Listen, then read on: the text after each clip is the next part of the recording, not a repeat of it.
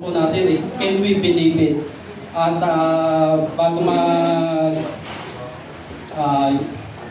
mag-anniversary mga kapatid, may ilan na tayo mga na-topic.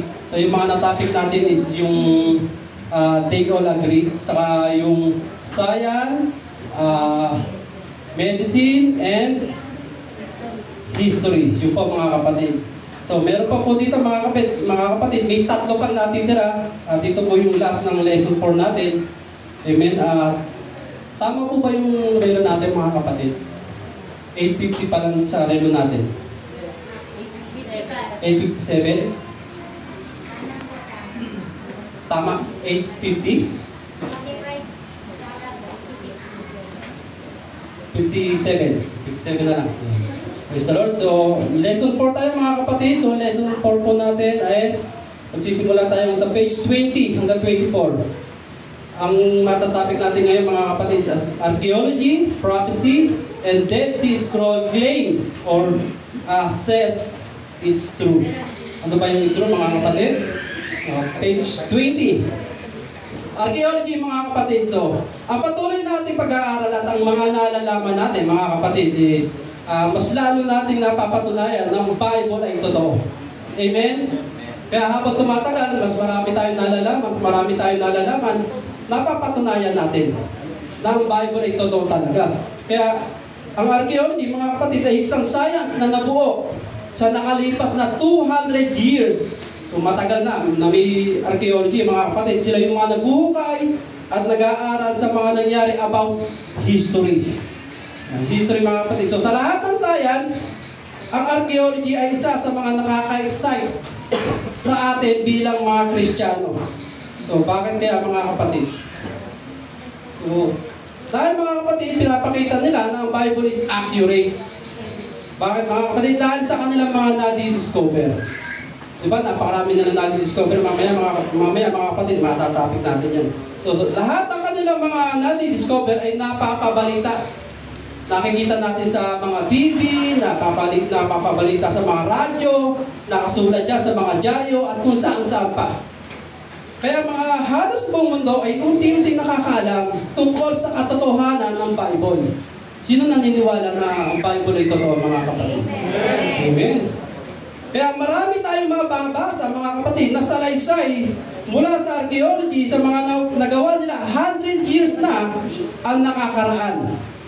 At ang nakakatuwa nito mga kapatid na malaman na mga archaeology ay sumasang-ayon din na ang Bible is accurate at totoo talaga mga kapatid.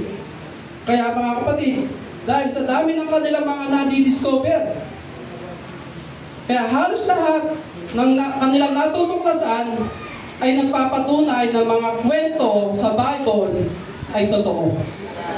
Amen? Kaya mga kapatid, tatalakayin natin ang ilan mga kapatid na sa kanilang mga na-discover na nagpapatunay na ang Bible ay totoo. Dahil karamihan sa kanilang mga na-discover is accurate sa sinasabi ng Bible.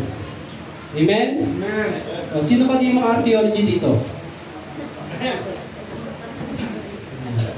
Parang marami naman yata, no? Ayan, marami archaeology dito. Ayan. So, sino dito mga kapatid ang nakakaalam ng Ur of the Chaldees? Yung bayan ng Ur. Sino nakakaalala? Bayan to ni Abraham mga kapatid. Yan, ang Ur of the Chaldees. Ang hometown ni Abraham mga kapatid. At ito ay natagpuan ng mga archaeology. Yan, natagpuan mga kapatid. Muli, pinapatunayan ng mga archaeologists sa mga hindi naniniwala sa Bible. Sa pagkakahukay dito mga kapatid o yung kanilang pagkakatuklas sa bayan ni Abraham. So sa pamamagitan ng malawak na paghukay mga kapatid, napag-alaman na ang bayan ng Ur ay matatagpuan sa southern Mesopotamia, 140 miles southeast sa lugar ng ancient Babylon. At ayon sa archaeology, mga kapatid, mabilis ang pag-unlad ng bayan ng Ur dahil sa mga negosyo. Marami silang negosyo, mga kapatid. At ang barko ng Persian Gulf ay palagi o madalas napunta sa bayan ng Ur. na may dalang mga diorite at alabaster. Yung diorite at alabaster, mga kapatid, ginagamit nila yon sa paggawa ng mga statues at ng mga idol nila, mga kapatid. Meron tayo dito alabaster. Yung example natin yan, mga kapatid. Yung ginagawa nila mga statue. Yung isa pa. Yung isa pa, nakikita na nila lahat. Yung bato, yung parang may statue siya. Ayan. Makikita natin yung mga kapatid. Alabaster. Yung parang batik siya.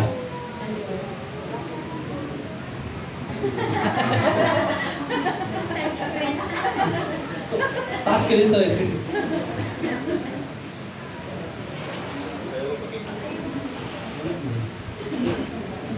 Yan mga kapatid. Ito pa mga kapatid yung alabaster at ito yung diorite, ito yung alabaster. Diba, ito yung ginagawa nilang pandikdikan din ng mga bawang. Ito po yung mga kapatid. Ito, yan, ginagamit din nila sa pag-ukit-ukit ng mga idol nila. O, yan po yung mga kapatid. So, diyan malakas kumita ang mga bayan ng Ur, mga kapatid, kasi marami silang ginagawang mga idol. Yan. Ang archaeological, mga kapatid, expedition ay pinangunahan ni Sir Charles Leonard Woolley sa Ur of the Chaldees mula 1922 hanggang 1934. At nakita din nila na may kahanga-hangang sistema ng edukasyon sa panahon ni Abraham. At ito talaga nakakamangha, mga kapatid. Balik tayo doon sa bato. Doon sa pinakauna, sis. Ay, nakita na nila. Yan. Yan. So, natuklasan ang mga clay tablet, mga kapatid, na katulad nito, yan, mga clay tablet na nagpapakita ng ilan sa mga itinuturo sa paaralan ng panahong iyon. Kung ano yung tinuturo ngayon, mga kapatid, same thing din pala sila tinuturo nila dati. So, meron silang writing lesson, meron silang dictation lesson in vocabulary. Ano yung dictation in vocabulary, mga kapatid? Salitaan. Sa arithmetic naman, mga kapatid, meron din silang multiplication and division table. O, may math na rin pala dati talaga, mga kapatid. So, meron din silang square at cube roots. Meron na rin silang, mga kapatid, magagaling pala itong mga ito sa math. So, meron silang geometry, computation. Di ba ngayon, medyo masakit ang ulo dyan sa mga x to the square. Di ba, mga open and close parentheses, yung mga ganyang, mga kapatid. So, meron din, mga kapatid, grammar lesson. Kasama ang paradigms of the conjugation of verbs. Ngayon ko lang naalaman to na meron palang ganito, mga kapatid. So, ano itong grammar lessons na ito, mga kapatid? Paradigms of the conjugation of verbs. Ano yun, sis? About verbs. Basta about verbs yan, mga kapatid. Ibig sabihin, mga kapatid, ang mga natuklasan nito kasama ng ipapanlugar sa Ur ay nagpapatunay na si Abraham ay nagmula sa isang lungsod na mataas ang sibilisasyon. Kumbaga sa panahon natin ngayon, mga kapatid, para itong Manila, napapaligiran ng maraming universities. Kasi may mga computation, may geometry, may mga grammar lessons, maraming, mga kapatid. Kaya hindi natin masasabi ang pinagmulan ni Abraham ay isa talagang mahirap na bayan, mayamang bayan, mga kapatid. Hindi lang yan, mga kapatid, nakita din ng mga archaeologists na maingat ang mamamayan ng Ur pagdating sa mga business records nila. Maingat sila sa mga business records. Nakita din nila, mga kapatid, ang bill of lading o yung mga may kontrata, yung mga proof of ownership, meron ding invoice, merong letters of credit, may mga sulat ng mga may utang. Nakita din nila, syempre kung may utang, meron din mga court cases. O meron lang palang yung mga hindi siguro sila nagbabayad doon sa bato na dinideliver ng mga person god, kaya dinidemanda sila. Kasi meron court cases na nakita, mga kapatid. Meron ding tax record. O meron na rin tax record sa panahon ni Abraham, mga kapatid. So, lahat ng ito ay nakita sa paghuhukay ng ancient city ng Ur. So, So, napakaganda mga kapatid na malaman natin na si Abraham pala ay hindi nagmula sa isang basta-basta na bayan lamang. Kaya itong si Abraham, mga kapatid, talagang nakapag-aral dyan sa mga ganyang klaseng paaralan. Walang duda yan mga kapatid. Matalino si siguro sa math. No? Sino magaling dito sa math? Sa isip lang, no?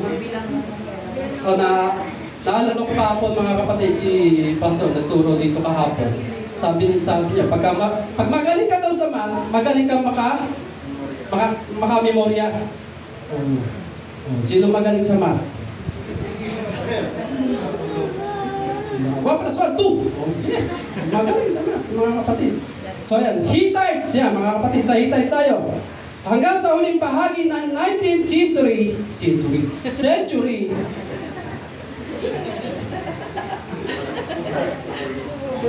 kahapon ko pa itong binabasa mga kapatid, 3 beses ko rin nabanggit yung century, ay walang patunay outside the Bible na ang ancient Hittite civilization ay namuhay. Siyempre, ang tinatawag nating mga expert, mga kapatid, ay sinasabi nila na sa Bible lang yan at hindi yan totoo. Kasi sinasabi nila, mga kapatid, biblical tablet lang naman yan. Ngunit, noong 1906 ay natuklasan at nahukay ni Hugo Winkler ang ancient Hittite capital at nakuha ang ilang libong Hittite scroll. At ang kahanga-hanga dito mga kapatid, ang mga natapusan nila ay nagbigay ng pagiging accurate ng Bible. So nalalaman nila mga kapatid na ayon sa batas at business practice na bawat property na binibili ay isinasama sa listahan ang bilang ng mga puno. Ngayon mga kapatid, pagka bumili tayo ng lupa, yung sukat lang. Hindi na sinasama doon kung ilang puno yung naandyan. Tama? Wala na silang pakialam dyan. Basta yung sukat, yun lang ang pakialam nila. Dito mga kapatid, isinasama yung bilang ng puno. O kung meron pa dyan dinosaur, ikaw na bahala dyan. O, kung anong meron dyan sa atin, ikaw na bahala dyan. Pero sa kanila, sinasama nila mga kapatid. Kaya kapag ka nagsabi, o ilan dyan yung 30 lang, o 31 yan, bunutin yung isa. Kasi nakasulat mga kapatid. Pero sa ngayon, hindi na yan ginagawa. Kumbaga ngayon, sukat-sukat na lang. Amen? Sinasabi sa Genesis 23:17, mga kapatid, na noong binili ni Abraham ang cave o yung kuweba sa Macpela, kasama sa pagbebenta ang lahat ng punong kahoy na nasa field. So, lahat ng punong kahoy na kay Abraham din yun, mga kapatid. O, sino nakakaalala sa Macpela, mga kapatid? Bakit binili ni Abraham to? O, gagawin libingan ni Sarah, mga kapatid. So, sa chapter 37 hanggang 50 na Genesis ay tinuturing ngayon na ilan sa pinakamahalagang materya, mga kapatid, sa kasaysayan na umiiral. Ipinakita ng mga archaeology ang mga natuklasan sa mga nakaraang taon na ang mga chapters na ito ay nagpapakita ng isang malalim na kaalaman sa Egypt. So kasama ng mga ito, mga kapatid, ang Egyptian loanwords, pangalan, titles at customs. Kasama yan lahat, mga kapatid. The 5 cities of the plain of Jordan. Ito yung kinabibilangan ng mga Sodom, Gomorrah, Adma, Zeboim, and Bela or So, mga kapatid. Ang mga ito ay matatagpuan sa libis ng Sidim, sa katimugang dulo ng Dead Sea. Bababasa din natin ito, mga kapatid, sa Genesis chapter 14, verse 2 and 3. So sinasabi nila, mga kapatid, na ito yung natabunan lang ng tubig o nasa ilalim na ng tubig. At ang rehiyong ito, mga kapatid, ay mayaman at maraming tao. Noong taong 2065 BC. Ang tagal na nito, mga kapatid. Pero ito, mayaman din ito, mga kapatid, itong mga lugar na ito. Kung Sodom at Gomorrah, hindi rito basta-bastang bayan. So ang mga hinanap ng mga archaeologists sa ilalim ng Dead Sea, ang mga lungsod na ito, ang mga natira sa magandang pamumuhay nila ay matatagpuan sa timog silangan sa sulok ng Dead Sea. Kasi halos nakapalibot lang naman din sila, mga kapatid, sa Dead Sea. Sinasabi nila na ang pagdami ng mga ebidensya ay nagpapakita na ang populasyon ay biglang nagwakas noong mga 2000 BC. Tagal na rin mga kapatid na nawala itong mga to. Pinapakita na ang lugar ay nawasak ng ilang malaking sakuna na nagpapabago sa lupa at klima. Kasama na siguro dyan, Great Flood, mga kapatid, mga lingkod. At ito ay eksakto kung ano ang nangyari sa sinasabi ng Biblia. Kahit nung nagpunta ang mga modern geologists, ay may katibayan silang nakita na ang geological composition na iyon ay eksakto sa sinasabi ng Bible. Example, mga kapatid, ang slime. O yung slime na yun, mga kapatid, ay ginagawang laruan ng mga bata. Sa Genesis 14:10, mga kapatid, may mababasa tayo dyan about slime pit. Yung slime pit, mga kapatid, ay parang kapareha siya ng kumunoy. Pero hindi siya kumunoy, mga kapatid. Halos the same lang siya. Pero yung slime pit dyan na tinutukoy dyan sa Genesis 14:10 is yung pinagkukunan ng mga espalto. Yan yung mga kapatid. Slime ay isang kombinasyon ng bitumen, asfalto at pitch. Mga kapatid, meron tayo dyan. Espalto. Yan. Sinasabi ng mga archaeology na ang Mount Uslom ay may laman na stratum, mga kapatid, or layer ng salt na 150 feet ang kapal. Sa itaas nito ay may patong-patong na lupang tumigas na hinaluan ng asupre. At ang pinaghalong ito at tinatawag nating brimstone, mga kapatid. Pero yung lupa ay hindi basta lupa yun. Yung lupa, mga kapatid, ay mayaman sa carbonate, mineral, clay at silt. Kaya ang brimstone, mga kapatid, meron dyan, mga kapatid. Kaya ang brimstone, mga kapatid, ay hindi agad-agad namamatay ang apoy. Kung makikita natin, mga kapatid, kung mapapanood natin sa mga YouTube, kapag meron silang hawak na brimstone at sinisindihan nila, kulay blue yung apoy. At sinasabi, mga kapatid, yung kulay blue na apoy, yun ang pinakamalakas sa lahat ng apoy, yung kulay blue. Hindi siya basta-basta namamatay, mga kapatid.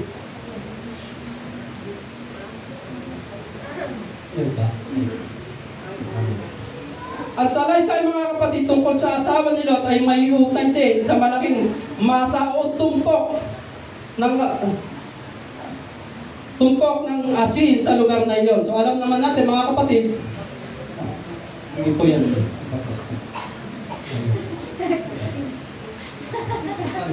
Touchscreen? Meron pa? Oh. Yan, dito surprise. O yan.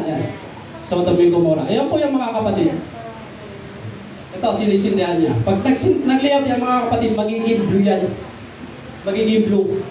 Kaya yung blue na yan, hindi basta-basta namamatay lang. Ayan. Marami yan mga kapatid. So, accurate yan sa sinasabi ng Bible, mga kapatid. Yan, sinasabi, mga kapatid, maraming mga haligi ng asin sa timog sa dulo ng Dead Sea ang may pangalang Lot's wife. Ayan, mga kapatid, Lot's wife. Maraming ganyan doon, kung makikita natin, mga kapatid. May mga ganyan-ganyan. Kaya siguro, sa dami na nakalagay doon na Lot's wife, di na nila alam kung sino talaga yung asawa ni Lot. Sa nakakaalam, paki-message lang po. Pagsabi lang po, mga kapatid, baka kilala nyo eh. Diba? Yan, mga kapatid. So, accurate, di ba? Amen? Amen. Amen. Parang naka-ano na tayo sa notes point yun. Accurate yan sa sinasabi ng Bible, mga kapatid. Kasi hindi naman natin mauunaw at maintindihan ang lahat ng yan, mga kapatid, kung wala tayong alam sa mga sinasabi ng Bible. Amen? Amen. Next is, sa nakalipas na century, mga kapatid, 100 years, ang tagal na, mga kapatid, maraming mga geologists ang naguguluhan sa kanilang mga natuklasan. So, mula sa buong mundo, mga kapatid, ay may mga balita na maraming tambak ng kalansay ng mga hayop or animals ang mga nahukay. So, alam naman natin yan, mga kapatid. Ang dami na talaga nahuhukay ngayon. Kahit mga tao, nahuhukay na rin nila. Amen? Tama? Amen. Ang mga nakakagulat, mga kapatid, ang karamihan sa mga nahanap ay kinabibilangan ng maraming iba't ibang uri ng species na hayop na pinagsama-sama sa isang lugar. Na parang may nangyaring malaking sakuna. Alam niyo, parang nagsama-sama sila dyan kasi may tinatakbuhan sila. Ang ganito mga pagsaliksik, mga kapatid, ay ginawa sa bawat kontinente ng mundo. So sa buong mundo ito, mga kapatid, England, France, Spain, Germany, Russia, at maraming lugar sa US. Ang nakakalag dito, mga kapatid, ang karamihan sa mga nahanap na species ay makikita sa iba't ibang lugar. Ibig sabihin, hindi natin makikita ito na magsama-sama lang basta-basta. Kaya kung iisipin natin, mga kapatid, parang nagsama-sama talaga sila sa isang lugar na mataas para makaligtas sa paparating na malaking sakuna. Ano kaya yung mga kapatid? Yung malaking sakuna na yan. So, maging ang mga carnivorous at herbivorous, mga kapatid, ay humanap din ng lugar na mataas para sa kanilang kaligtasan. Yung carnivorous, mga kapatid, ito yung kumakain ng kapwa nila. Yung mga karne, tulad ng mga lion, ng mga tiger, ng mga basta mga carnivorous, mga kapatid, ng mga ano pa, palagay natin, aswang? Carnivorous nga, aswang.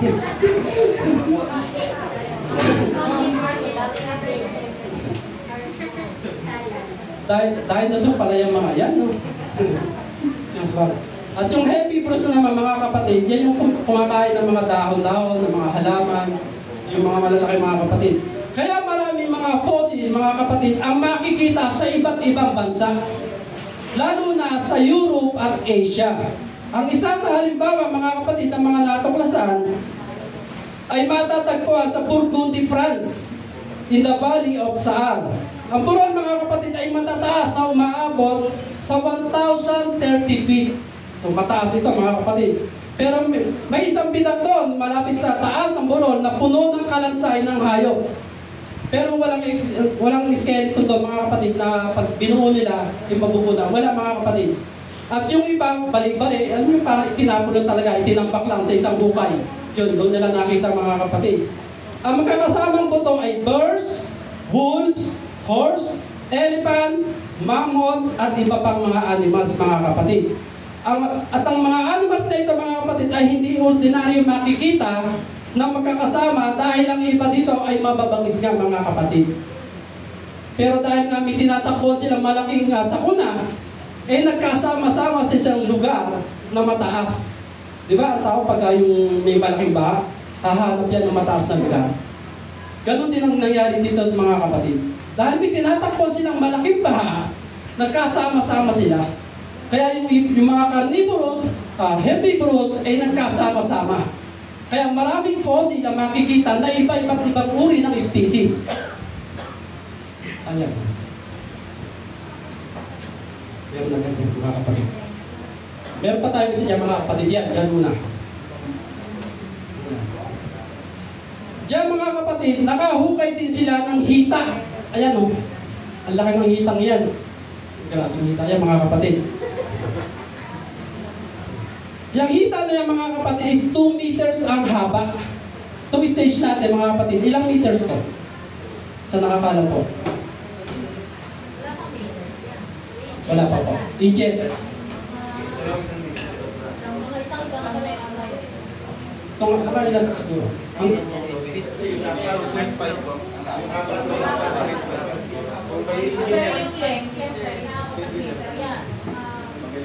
Mula dito, mga ilan yung 2 meters? 2 meters lang. Basta 2 meters po, mga kapatid.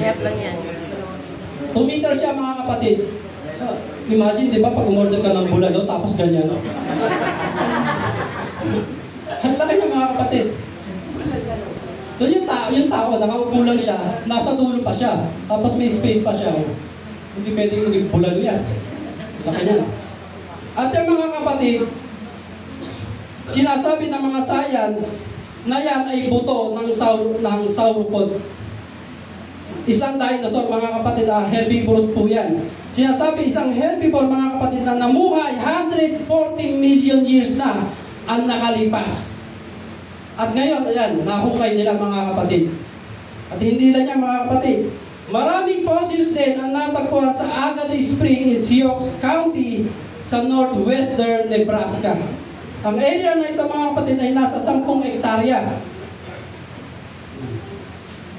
Nasa 10 hektarya mga kapatid, ito ay naglalaman ng rhinoceros, camels, giant wild boars at iba pang hayop na nakabaon doon sa burol mga kapatid. Balik tayo kanina sis, doon sa ano. Yan. Yan yung nakita nila mga kapatid. Ito po yung bone bed na sinasabi nila. Hindi na nila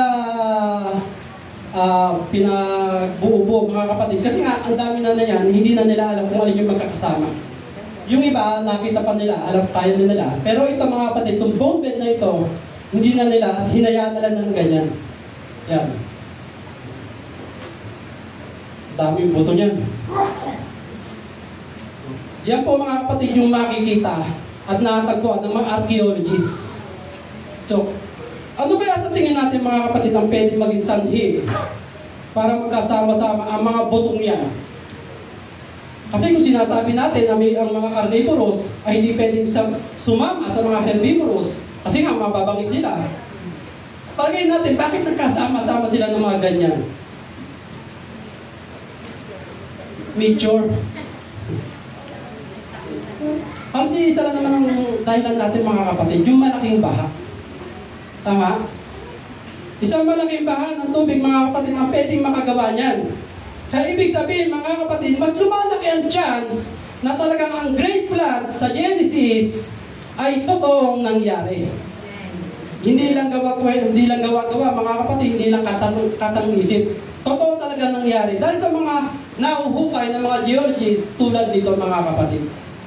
Amen? Next mga kapatid, ang paghuhukay ng mga archaeological sa ancient Babylon ay nagbunga ng hindi mabilang na relics ayon sa Bible mga kapatid. Sa mga unang paghukay sa Babylon, isang kakaibang anyo ang nahukay nila. Ito mga kapatid, maganda rin ito. Sa una, ito ay parang isang firing kiln. Diba sa mga magpapalayo, meron silang parang isang malaking oven. Doon nila inilalagay para yung mga pugon, yung mga ginagawa nila, doon nila pinapainitan sa mas mataas na temperatura. Pati yung mga sa mga pizza, ganun din mga kapatid. So nahukay nila mga kapatid, na sa nahukay nila, may nakita sila mga kapatid na ganyan ang nangyari. Firing kiln. So sa nahukay nila mga kapatid, meron tayo niyan mga kapatid, yung parang malaking oven. Sa nahukay nila mga kapatid, may nakita silang tatak. Yung tatak o may nakasulat. At nalaman nila mga kapatid kung saan ito ginagamit. At nagulat sila mga kapatid sa mga nakasulat na nabasa nila.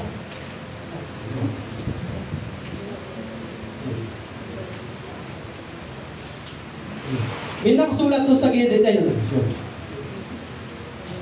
Same siya ng ganito mga kapatid. Ganyan. So sa gilid niya mga kapatid, may tatak, may nakasulat yan. At nagulat sila sa nabasa nila. At ito yung nabasa nila mga kapatid. Sinasabi, ito ang lugar ng pagsunog kung saan namatay sa apoy ang mga taong lumapastangan sa mga Diyos ng Chaldeia. Yan mga kapatid. Ibig sabihin mga kapatid, ginagamit ito para sunugin ng tao hanggang mamatay. Ganyan po mga kapatid. Sa Bible, may same story. Ano yung same story mga kapatid sa Bible? Amen. Yung kay Shadrach, Meshach at Abednego mga kapatid. Tama? Amen. Kaya ang natuklasan na ito mga kapatid ay nagbigay ng liwanag sa totoo nangyari sa Bible. So may kwento sa Bible na pareha mga kapatid na natuklasan ang nagdiningas na hurno kung saan ang tatlong lalaking Hebreo ay iniligtas mula sa apoy. Kanya mga kapatid. Masasabi natin na ang kwento ng tatlong batang Hebreo sa hurno ay hindi maaaring sabihin na gawa-gawa lang din. Di natin sabihin, kwento-kwento lang yan. Di natin sabihin, kwentong bata lang yan. Dahil nahuhukay ng mga archaeologists ang ganitong klase. Na meron mismo mga kapatid na nakasulat sa gilid. Amen? Amen. Kaugalin nila mga kapatid na parusahan ng tao sa kalapastangan o blasphemy sa ganung paraan. Maging ang tatlong Hebreo ay naranasan maitapon sa hurno dahil sa hindi nila pagluhod. Saan? Mga kapatid, sa golden statue o golden image na pinagawa ni Nebuchadnezzar. Amen. Ang mga Kaldeo, mga kapatid, ay may mga monumento at tapyas na puno ng mga pangalan ng mga taong sinunog ng buhay bilang parusa sa galit ng hari o pagre-rebelde laban sa kanyang authority. Ibig sabihin, kapag nagalit sa kanilang ang hari, o pag sumuway sila, dinadala sila sa ganito mga kapatid. Pinapatay talaga sila. Ang nakakabangha pa mga kapatid, ito pa isang maganda mga kapatid, ang isa pa nakakabangha ay sa di sinasadyang karanasan ng sikat na archaeologist na si Marcel Auguste de Ulapoy. So habang nag-explore siya mga kapatid sa Babylon, ay nahulog siya sa isang ancient well o sa lumang balon. So, nang siya ay may ligtas ng kanyang mga kasama at nagpatuloy sila mga kapatid, pero kanilang naalaman na ang balon pala ay sinadyang hukayin para maging kulungan ng mga mababangis na hayop. O kung saan nahulog yung archaeologists, mga kapatid, sinadya pala yung para hukayin. At sa gilid no, mga kapatid, meron ding nakasulat. At nakakamangha din mga kapatid, yung nabasa nilang paliwanag sa gilid nun. Ito ang sinasabi mga kapatid. Ang lugar ng pagbitay kung saan namatay ang mga taong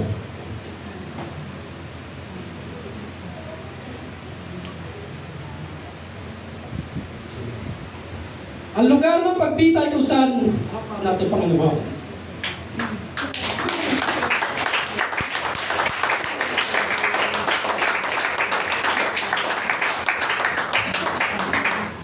Hallelujah.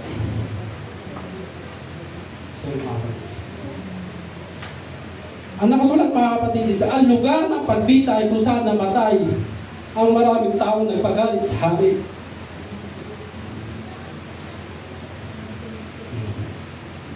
Kasi yung mga kapatid na ito talaga ang mata ko minsan sinisipon. Tuesday. So mga kapatid, yung nakasulat doon, ang lugar ng pagbitay kung saan namatay ang mga taong nagpagalit sa hari na pinunit ng mababangis na hayop. Hindi lang yun. Pwede kay Nero mga kapatid. Pero merong isa, yung tatlong kaibigan ng mga Hebreo. Sino tatlong kaibigan ng Hebreo mga kapatid? Si Daniel mga kapatid. Si Daniel. Lies din. Kasi sabi doon sa balon, ang lugar ng pagbitay kung saan namatay ang mga tao nagpagalit sa hari. Parang lions din mga kapatid ang dating ng kwento na to. Pero hindi natin talaga masasabi na yung natagpuan nila ay isang lions din. Hindi natin masasabi o hindi nila binigyan ng assurance na yung pinaghulugan ng archaeologist na yun ay isang lions din. Pero sigurado tayo mga kapatid ay meron talagang ganong kulungan para sa pagpatay sa mga tao. Accurate pa rin ang Bible mga kapatid. Amen. Amen? Kung hindi man yun ang lies din sa kwento ni Daniel, mga kapatid, at least accurate pa rin ang Bible sa kwento dahil may ganong klase, mga kapatid, ng kulungan na ginagamit sa panahong iyon. Amen? Sa pag-uukay sa social, mga kapatid, isang ancient records ang nakita na nagbibigay ng isang listahan ng mga taong namatay sa kulungan ng mga leyon. So nakita nila mga kapatid, may listahan kung ilan yung namatay doon sa lions din na sinasabi. Ang listahan ay umabot sa 484 na tao. At take note mga kapatid, hindi lang ito basta ordinaryong tao. Yung 484 na sinasabi ng mga archaeologists, sinabi ng archaeologists mga kapatid, na itong mga taong to ay may katungkulan sa hari. Diba yung nanira kay Daniel? May katungkulan yun. At sila yung namatay. Ibig sabihin mga kapatid, yung sinasabi na 484 ng geologists na namatay ay may mga position. At ang nakakamangha mga kapatid, ang pangalan ni Daniel ay hindi natagpuan or nakita sa record. Ibig sabihin, tumpak pa rin ang Bible sa kwento. Buhay si Daniel sa pagliligtas ng Diyos. Amen. Amen.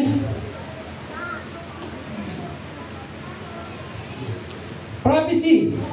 Prophecy tayo mga kapatid. Prophecy claims or says is true. So bilang mananampalataya mga kapatid, naniniwala tayo na ang mga prophecy na natupad na ay nagpapakita na ang Bible ay totoo. Amen? Hindi lang natin ito pinapaniwalaan mga kapatid, kundi ang isa sa dahilan ay nakikita natin na nangyayari ang mga hula sa bawat panahon. Sa katunayan mga kapatid, hundreds of prediction na ang naisulat ilang centuries na ang nangyari. So marami na ang inilarawan na detalyado na higit pa sa lahat ng kakayahan ng tao na mahulaan. Imposible sa tao mga kapatid ang mag-prophecy ng accurate. Tama? Kasi ang daming tao ngayon na nagpa-prophecy mga kapatid, ang daming tao nanguhula. Sino mga kakilala natin mga kapatid? Diba? Alam mo, may mga kakilala tayo dun eh. Si? Baldwin, diba? Namumula. Ada mo rin. Kaya sabi nila, isang alamat daw yung pala. Diba si, Baldwin? Buti nga hindi naging Rod Baldwin eh, no? Sabi ko pagka ganun, baka nagpapalit ako pangalan. Sa panahon lamang ng Panginoong Hesus, mga kapatid, 333 prophecies na ang natupad. Sa panahon pala ng Panginoong Hesus yun, mga kapatid. At daan-daan pa ang mga mangyayari sa bawat panahon. So kahit ngayon, mga kapatid, napakaraming hula ang mga nangyayari. Yan.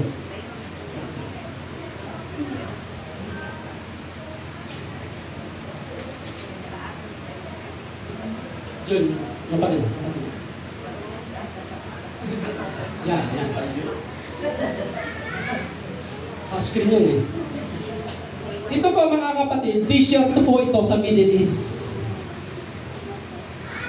Kapag disyerto mga kapatid, bibihira ka makakita ng tubig. Di ba sa mga Saudi na? Bibihira ang tubig sa disyerto. Pero mga kapatid, yung disyerto na yan, naging ilog. At ito mga kapatid, kasama sa prophecy yan. Sino naniniwala mga kapatid? Isa lang tayo dito eh. Sinasabi mga kapatid na ang prophecy na yan ay 2,500 years na bago pa mangyari. At yan ay hinula ni Isaiah. Mapapasa natin yung mga kapatid sa Isaiah 41:18. Yan, basahin nyo na lang po mga kapatid. Mapapasa natin yan sa Isaiah 41:18.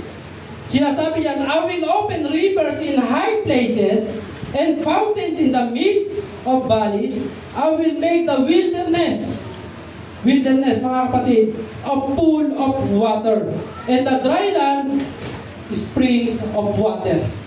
2,500 years na mga kapatid na hinula na mangyayari ito, and it happened. Hindi lang yan mga kapatid. Yung kanina, yung ilog na pala. Wala. Eto mga kapatid, ilog po sa Argentina. 2025 lang po ito nangyari. Ang pagkakaalam ko mga kapatid, ilog yan, naging pula. Itong nangyari na ito mga kapatid, isa din to sa prophecy. Mababasa natin yung mga kapatid sa Revelation 16:4. Yan. Naging red mga kapatid. Oh. Ngayon lang yan mga kapatid, 2025. Ibig sabihin, sa bawat panahon mga kapatid, may mga prophecy na matutupad. Kaya nga parang namumuhay na lang tayo sa prophecy ngayon mga kapatid.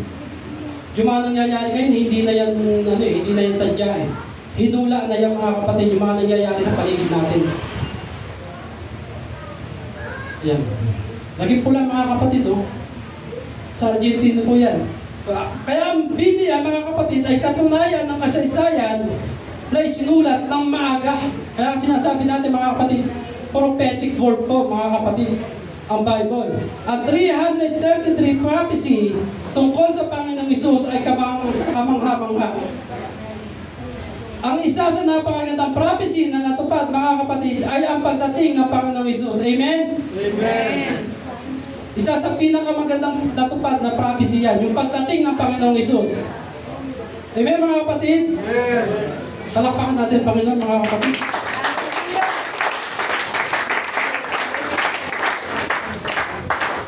Dahil kung ang pagdating ng Panginoong Hesus ay nasa prophecy mga kapatid, ibig sabihin yung kaligtasan natin mga kapatid ay natupad din. Amen. Nasa atin ang mga kapatid kung paano tayo magpapatuloy at susundin yung alituntunin na binigay ng Panginoon. Amen? Amen. Sinabi ng Micah mga kapatid na ipanganganak ang Panginoong Hesus sa Bethlehem. Nangyari mga kapatid? Amen. Amen. Nangyari.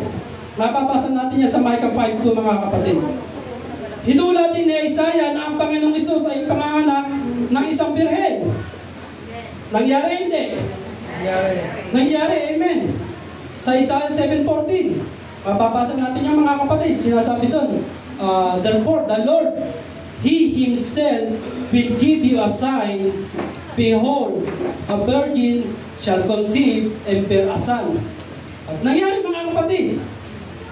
Pero hindi pinaniwalaan at tinakwil pa ng mga Hudyo at pinapako pa sa krus ang Panginoong Hesus mga kapatid. Si Zechariah, inilarawan niya ang matagumpay na pagpasok ng Panginoong Hesus sa Jerusalem. Nangyari hindi? Amen. Nangyari mga kapatid hindi? Nangyari? Nangyari mga kapatid? O yung iba medyo kanina umaga mga kapatid nung pagpunta ko dito sa Mr. Roque, medyo traffic na. Pagdato doon, bigla kami pinara. Yung pala, dami mga nakaputi. Ay yung kasabayan kong motor, nagmamadali. May iiwan ako ng bus ngayon pa. Hindi pa kami pinadaan. Ay yung lakad nila. Ay yung isa nagmamadali. Sabi ko sa kanya, ate, sabi mo sa kanila, isama na lang na hindi ka, isama ka na lang sa prayer na hindi ka balik. Sabi niya, wala. Ano ngayon yung palaspas? Kaya nauso yan mga kapatid dahil dito sa ulan sa ni Zechariah mga kapatid. Gawa ng pagpasok ng Panginoon. Saan nakasakay ang Panginoon? Sa camel? Sa kabayo? Sa asno? O donkey? Saan nakasakay? Gusto nyo donkey. Ayaw sa asno. Ibahin natin, donkey. Ibahin habang pumapasok ang Panginoon, ang dami nila mga palaspas. Ganyan-ganyan mga kapatid. Hinula po yan ni Zechariah mga kapatid. At nangyari. Amen? Amen. Parang ano po natin mga kapatid. Seryoso, no? Ang psalmist na si David mga kapatid, ipinahayag niya ang pagtataksin ng kaibigan sa Panginoong Hesus. Ganon din ang pagbibigay ng apdo at ng suka sa krus. Ang ano pa mga kapatid, yung butas sa kamay at sa paa. Sinabi na rin yan, nakahula na rin yan mga kapatid. Maging yung pagsusugal ng mga sundalo sa kanyang damit. O di ba? Sino nakapanood ng video na nakita daw nila yung damit ng Panginoon? O di ba napanood nila? Ay, napanood natin? Di ba ang laki? Sabi nila, yun daw yung damit ng Panginoong Hesus. Pati nga yung dugo, nakita na rin nila eh. Pati yung mukha, nakita nila. At ito pa ang maganda mga kapatid. Napanood ko sa isang video. Napicturean daw nila ng NASA. Napicturean ng NASA ang kaharian ng Diyos. Meron. Napicturean nila. Sabi ko, ganda naman ang camera ng mga to. Ano kayang klaseng cellphone ang gamit ng mga ito?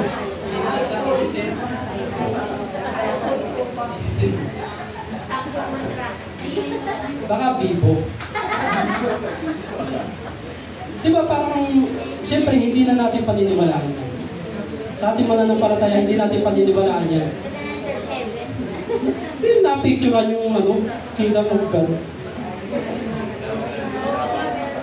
Mapapaili ka na lang talaga eh. Kahit ang presyo mga kapatid ng pagkakanulo, mga kapatid ay kasama. Ilan yung presyo mga kapatid? 30 silver mga kapatid. Lahat yan mga kapatid. Kaya yung mga nangyayari sa paligid natin, mga prophecy na yan mga kapatid. Kaya wag na po tayo magtataka kung ano-ano yung mga nangyayari sa paligid natin dahil prophecy na po yan. Kaya nga sinasabi na tayo ay namumuhay na in the last days, in the last days, in the last day, in the minutes of end times mga kapatid. Kaya nga tayo nasa yung dispensation natin ngayon mga kapatid, singit ko lang. Yung dispensation natin ngayon, nasa grace of dispensation na tayo ngayon mga kapatid. Dalawang dispensation na lang. Kasi ang susunod na dispensation na ngayon, mga kapatid, is yung tribulation or your judgment. At ang last na dispensation, mga kapatid, is the kingdom na. Ibig sabihin, bago mag-the kingdom, meron pang tribulation na mangyayari. Dalawang dispensation na lang mga kapatid, kaya kapit lang tayo sa pananampalataya natin. Amen? Amen. Kaya kahit medyo antok-antok tayo, basta may pananampalataya, panghawakan natin. Amen? Amen. Ayan. Palakpakan natin, Panginoon mga kapatid.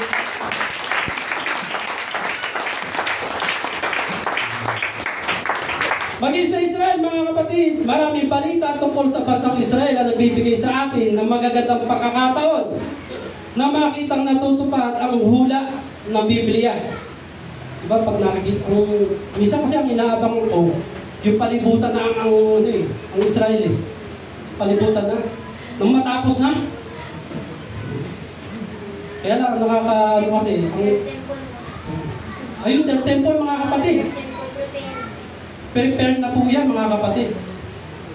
Napakalapit na talaga yan mga kapatid. Hindi natin nalalaman mga kapatid. Sa likod natin, ginagawa na po yan. Kasi yung mga isusuot ng mga Pharisee, gawa na. Meron na rin siya ng iaalay. Halos gawa na talaga mga kapatid. Yan. Isinulat mga kapatid ni Jeremiah ang mga mangyayari na bawat taon ay milyon-milyon na Hudyo ang babalik sa Israel na nagpapatunay sa mga salita ng mga prophet. Sinabi na ni Jeremiah mga kapatid na milyon-milyon ang babalik ng mga Hudyo sa Israel. So sinabi niya yan sa chapter 29, chapter 30 at 32 mga kapatid. At nangyari ito noong 1948. Ang tagal na rin ang nangyari mga kapatid. Ang mga Hudyo ay bumalik sa Israel sa proseso na kilala bilang Aliyah. Aliyah.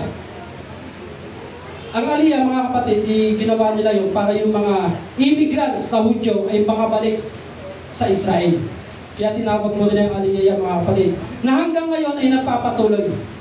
May mga bumabalik pa rin ng mga Hudyo. Bagamat may kinakarap silang gera, may mga bumabalik din mga kapatid. Para sa maraming Hudyo, ang pagbabalik sa Israel ay nakikita nila bilang isang katuparan ng proseso ng propesiya ng Biblia at isang pagbabalik sa kanilang ancestral homeland. Ang New Testament mga kapatid ay puno ng mga prophecy patungkol sa ating sariling panahon. Ang Panginoong Hesus mismo nagsabi na magkakaroon ng mga digmaan at alingaw ng mga digmaan. And it happened mga kapatid. Ang Ukraine at ang Russia, almost 3 years na naglalaban. Ang Israel, ganun din. Sa karanting bansa nila, meron din. Yung alingaw ng mga digmaan, meron din mga kapatid. Yung China, sinasabi na lulusubin na nila ang Taiwan. At may sinasabi din na itong US at China ay maglalaban na rin. Ang India at China, ganun din. Japan, ganun din mga kapatid. Marami na tayong mababalitaan na alingangon ng gera. Yung iba nangyayari na, yung iba susunod pa. Kaya yung mga prophecy, mga kapatid, ay palaging matutupad at matutupad yan. Sa ayaw at sa hindi, mga kapatid, matutupad ang prophecy. Dahil ang salita ng Diyos ay totoo. Amen. Amen? Amen. Sinabi din niya, mga kapatid, ang tungkol sa lindol. Nang nakaraan lang, may lindol, 7.7, malakas yun mga kapatid. Magkakaroon mga kapatid ng kaguluhan sa politika. Sinabi na rin yan ang Panginoon. At nangyari din mga kapatid, na maraming nakakagulo politika ngayon. Kaya maraming tao ngayon ang natatakot. Amen? Maraming kamangha-mangha prophecies tungkol sa unang pagdating ng Panginoong Isus ang binigay ng writers ng Old Testament 100 years in advance. Ang higit pa sa nakakamangha mga kapatid na mga hula ay ang mga mangyayari ngayon tungkol sa mga tanda or signs ng second coming ng Panginoong Hesus. Mas higit pang prophetic mga kapatid na verse ang nagsasabi sa atin tungkol kung ano ang mangyayari bago at pagkatapos ng rapture of the church sa huling mga kapanahunan. Mas nakakatakot yung sinasabi ng second coming ng Panginoon. Kasi nga, yung pang-anim na dispensation is tribulation. Diyan mangyayari kahit gaano kakayaman, kahit gaano kalaki ang pera mo, hanggat wala kang chips, hindi ka makakabili. Kahit gaano kayaman. Maraming salamat po. Nakapagpaganda ng boses to. Amen? Kaya mga kapatid, okay lang naman yumaman. Okay lang naman. Wala namang problema dyan. Kaya lang sinasabi kasi siya ng Panginoon, love not. Sabi nga yan, love not the world, neither the things that are in the world. Ayun mga kapatid, nasa atin na lang kung ano ba talaga ang desire natin mga kapatid. Last mga kapatid, Dead Sea Scroll.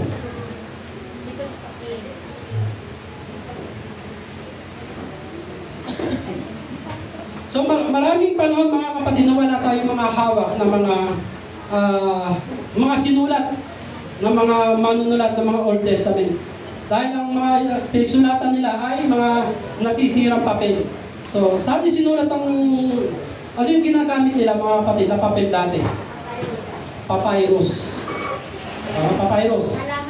Halaman yung ganyan lang kalaki din. Na parang ganito lang din. Kulay green. Dahil yung mga ano yun, pero matagal namang masira yung mga kapatid, century pa rin naman bago masira. Pero libo-libong kopya ng mga sinaunang kasulatan mula sa panahon ng mga manunulat ang natagpuan mga kapatid.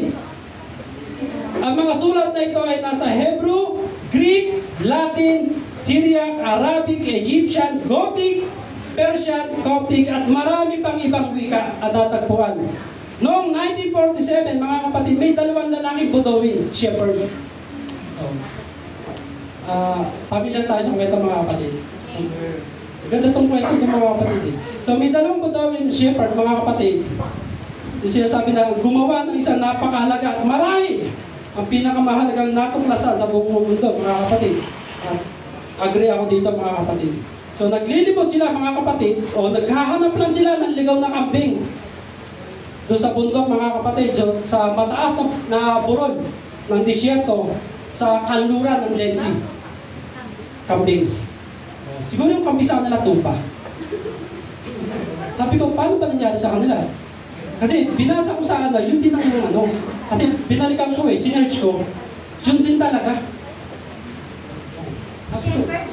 Shepherd tapos kambing. Pero yun ang ano baka trip nila yun. Siguro sa kanila, pinag-isa na lang nila. Di ba dapat chip talaga?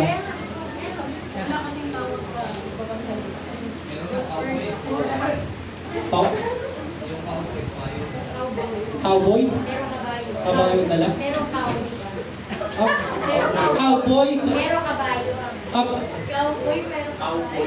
Dapat tawag Cowboy. Pero kabayo. dapat horse boy, hindi cowboy. Slow. Parang yung screen lang siya. Cowboy. Cowboy, dapat Pero baka. kabayo ang dala. Di ba mali? Slow ako doon ha. But for me, is a yes. Yun, wala na tayo sa buduwin. Ayun, dalawang buduwin shepherd mga kapatid ang naghahanap lamang ng kambing o ng tupa. Dalawahin na natin. So sa malapit sa Dead Sea mga kapatid, yung lugar mabato, maraming mga kuweba, may mga butas-butas kung saan-saan. So paghahagis nila ng bato sa kuweba, may minarinig silang lagabog. So yung dalawa pumasok doon sa kuweba.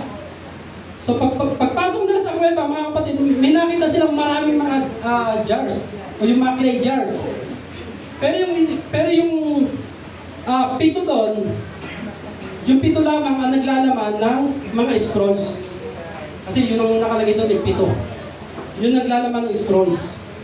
So yung isa sa kanila kumuha ng 3 balat ng scrolls. Scrolls. At ang scrolls na yung mga kapatid ay sinasabi, o yung banga ay sinasabi na 2,000 years old na. Yun. So, yung ginawa nila mga kapatid, mabilis nilang dinala sa nagbebenta ng antiko sa Bethlehem.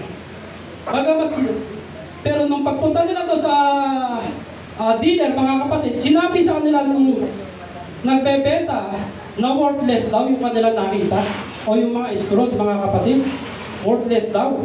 Bagamat sinabi ng dealer na ang scrolls ay worthless, mga kapatid, ang mga scrolls ay napunta sa simbahan na biyasa sa pag-aaral ng mga sinaunang kasulatan at manuscript.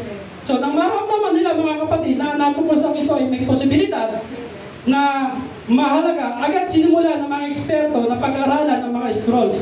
Meron tayong scrolls dyan mga kapatid.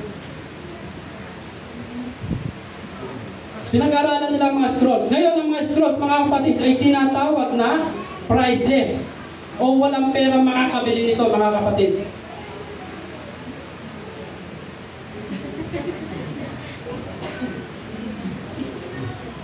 Kaya nagkaroon ng malaking kagalakan, mga kapatid, sa lahat ng dako, sa mga relihiyosong grupo nang malaman ang mga scrolls na natuklasan.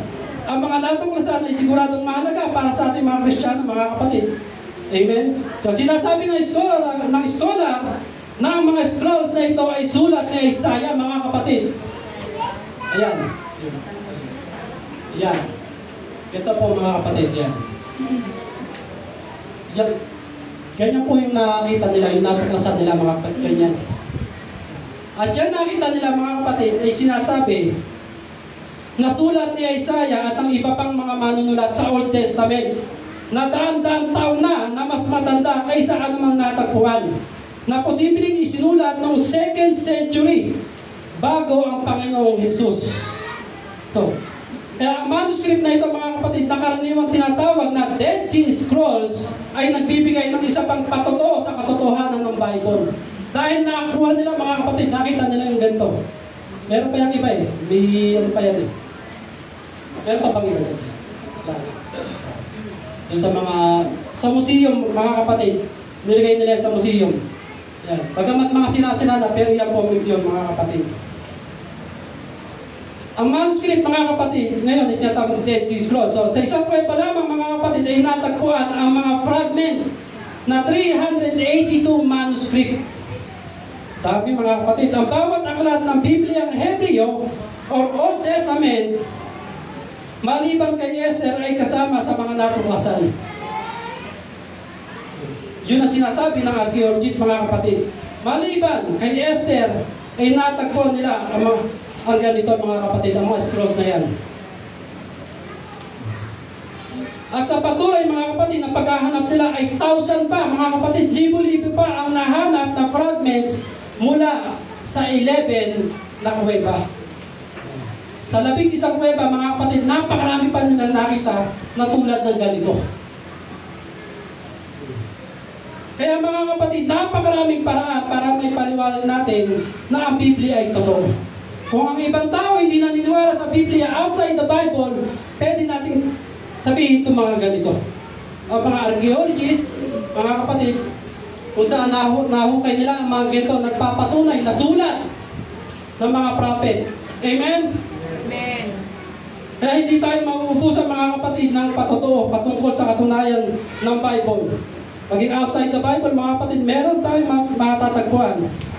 Kaya maging mga science mga kapatid, medicine, history, archaeology, prophecy, and Dead Sea Scrolls mga kapatid, sinasabi na ang Bible ay totoo. Amen? Sino naniniwala mga kapatid? Amen. Praise the Lord. At dyan po mga kapatid, magtatapos ang ating lesson 4.